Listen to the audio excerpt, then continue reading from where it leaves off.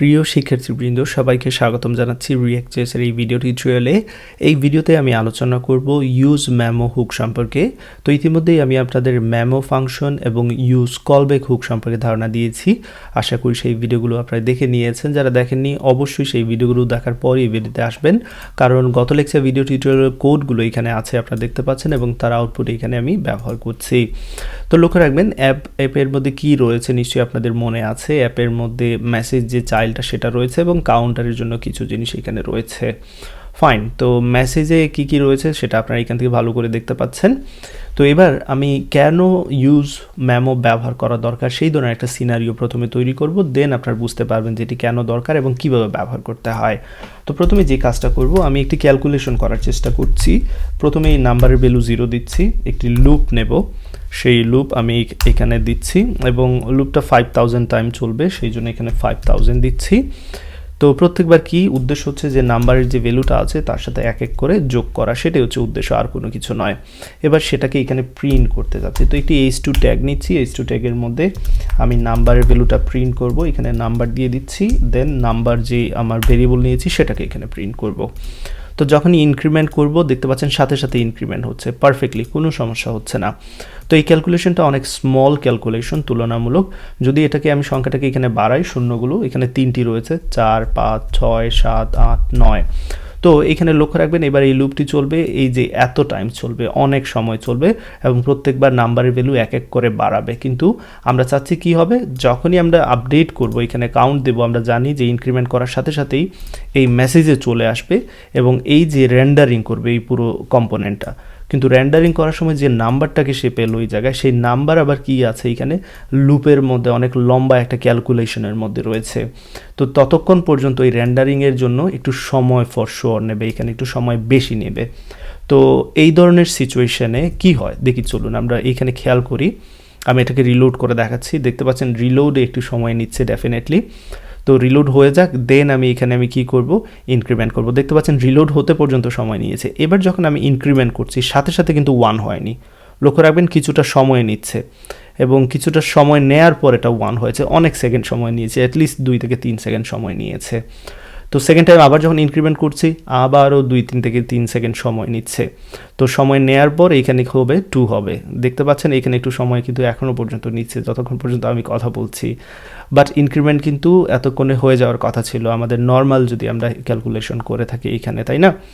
তো আমি এখানে ইনক্রিমেন্ট দিচ্ছি, আমি অলরেডি ইনক্রিমেন্টে ক্লিক করেছি, এটা সময় নিচ্ছে এবং ফাইনালি দেখতে পাচ্ছেন এখানে 2 দেখা যাচ্ছে। তো যেমনটা বলেছিলাম যে প্রথমবার ক্যালকুলেশনের সময় নিয়েছে, ভালো কথা, সেকেন্ড টাইম ক্যালকুলেশনে একই ক্যালকুলেশনের সময় নিচ্ছে। তো আমরা যদি কোনো কমপ্লেক্স ক্যালকুলেশন করি তো সেটার জন্য আমরা যে কাজটা করতে পারি, আমরা ইউজ মেমো হুক ব্যবহার করতে পারি যাতে করে ক্যালকুলেশন করার জন্য এত সময় যাতে না নেয়। অর্থাৎ একবার ক্যালকুলেশন করেছে that's fine, second time same calculation করার জন্য তার আবারও এত সময় নিতে হবে, ডেফিনেটলি সেটা আমরা চাচ্ছি না। তো সেই জন্য যে কাজটা করতে পারি, আমি এখান থেকে এইগুলোকে সরিয়ে দিচ্ছি আপনাদের বোঝানোর সুবিধার্থে। এবার যে কাজটা করব, আমি কনস্ট এইখানে কলব্যাক ফাংশন ব্যবহার করব, আমি ইউজ মেমো হুক ব্যবহার করব যেমনটা আপনাদের বলেছি। তো ইউজ মেমো হুক কীভাবে ব্যবহার করতে হয়, এই যে লক্ষ্য রাখবেন আমি এখানে ইউজ মেমো নেব, ইউজ কলব্যাক না, ফর শিওর ইউজ মেমো নিতে চাচ্ছি। ইউজ মেমোর স্নিপেট ব্যবহার করলাম। তো এটা অনেকটা কলব্যাকের মতোই। এইখানে দেখতে পাচ্ছেন প্রথমে আমরা কি করতে পারবো, এটি অ্যানোনিমাস ফাংশন বা ইনলাইন ফাংশন ইউজ করতে পারবো, দেন এখানে কোনো প্যারামিটার চাইলে সেই প্যারামিটার পাস করতে পারবো। তো আমরা যে ক্যালকুলেশনটা করতে যাচ্ছি সেটাই এই জায়গায় করব। ক্যালকুলেশন করার জন্য আমার যে কাজটা করতে হবে, প্রথমেই চাইলে একটি ভেরিয়েবল নিয়ে নিচ্ছি যার মধ্যে আমি ভ্যালু রাখবো, যেমন নাম্বার নিয়েছিলাম, নাম্বার যেমন 0 দিয়েছিলাম এখানে 0 দিয়ে শুরু করব। অ্যান্ড দেন ইউজ মেমো ব্যবহার করতে চাইলে অবশ্যই ইউজ মেমো হুকটাকে এখানে কি করতে হবে, আমার ইম্পোর্ট করতে হবে, সেটা আমি এখানে করে নিয়েছি। ফাইন, পরবর্তী কাজ সেগুলো আমরা এখানে এগিয়ে নিয়ে যাই, সেটা হচ্ছে যে আমি এই জায়গায় লক্ষ্য রাখবেন একটি ফর লুপ ব্যবহার করতে যাচ্ছি। এবং এই ফর লুপ কী করবে নিশ্চয়ই আপনাদের মনে আছে, এই ফর লুপের উদ্দেশ্য ছিল যে নাম্বারের ভ্যালু এক এক করে বাড়বে, সেটাই ছিল এই ফর লুপের উদ্দেশ্য। Okay fine, so far so good, এতটুকু ঠিকঠাক আছে। বাট আমি বলেছিলাম এটা হতে হবে এরকম অ্যানোনিমাস ফাংশন বা ইনলাইন ফাংশন হতে হবে, এইখানের মধ্যে আমরা ফর লুপের যে কাজগুলো সেইগুলো করব। ওকে, তো এতটুকু করার পর এখানে ক্যালকুলেশন হবে, সব কিছু হবে, হওয়ার পর সেই ফলাফলটা একটি ভেরিয়েবলের মধ্যে আমরা স্টোর করে রাখতে পারি। তো চলুন সেটা করি। আমরা এখানে কনস্ট নিয়ে নিচ্ছি এবং এইখানে আমি নিচ্ছি ক্যালকুলেটেড নাম্বার। ওকে, দেন এই ক্যালকুলেটেড নাম্বারটাকে আমি যে কাজটা করব আমি এখানে প্রদর্শন করব এই জায়গায় ক্যালকুলেটেড নাম্বার। এখানে একটা ইম্পর্টেন্ট বিষয় নিশ্চয়ই খেয়াল করেছেন, আমি চাচ্ছিলাম এই জায়গায় দিব 5 দিয়ে দেন কয়েকটি শূন্য দিব 1 2 3 4 5 6 7 8 9। তো মেইন উদ্দেশ্য কি, এখানে মেইন উদ্দেশ্য ছিল সেটাই দেখানো আপনাদের যে এখানে ক্যালকুলেশন যদি আমরা অনেক সময় নেয় সেক্ষেত্রে কিভাবে আমাদের রেন্ডারিংয়ের প্রসেসটাকে ফাস্টার করা যায় সেটা দেখানো। তো সেই জন্য ইউজ মেমো হুক ব্যবহার করব, তার মধ্যে ক্যালকুলেশনটাকে রেখে দেব অ্যান্ড দেন যে ফলাফলটা আসবে সেটাকে রিটার্ন ডেফিনেটলি করতে হবে কাজ শেষে, অর্থাৎ লুপের কাজ শেষে আমি সেটা রিটার্ন করব সেই ফলাফলটাকে যেটা হচ্ছে নাম্বারের মধ্যে স্টোর করে রেখেছি।